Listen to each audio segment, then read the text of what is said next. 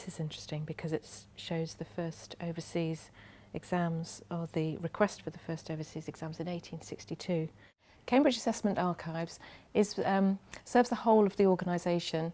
We're based within the Assessment, Research and Development Division. We serve all of the business, and the archives are managed to professionally recognised international archival standards. This covers the monitoring of the repository, monitoring of environmental standards.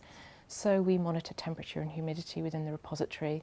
We ensure that the archives are boxed and packaged correctly using acid-free materials. We minimise the risk in the repository for disaster, because obviously the archive is unique and therefore is irreplaceable.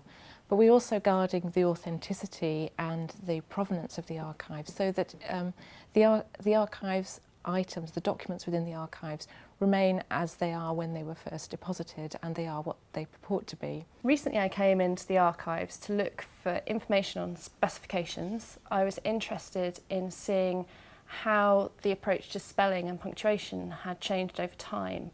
So I came and looked through specifications going back every 4 years for about the last 30 years, trying to see which subject it was assessed in and the proportion of the marks that were allocated to it. The kind of requests we generally get are to do with obtaining copies of past examination material, so things like syllabuses, question papers, mark schemes, that sort of thing. What we have to do as archivists with records is to catalogue them. We've got to obviously be able to go into the repository and locate and retrieve records that are requested quite quickly. We put the records into the order that they need to be in, and we describe them and catalogue them and enter the information on a database, and we number the records and put them into the boxes. The archives are predominantly paper-based.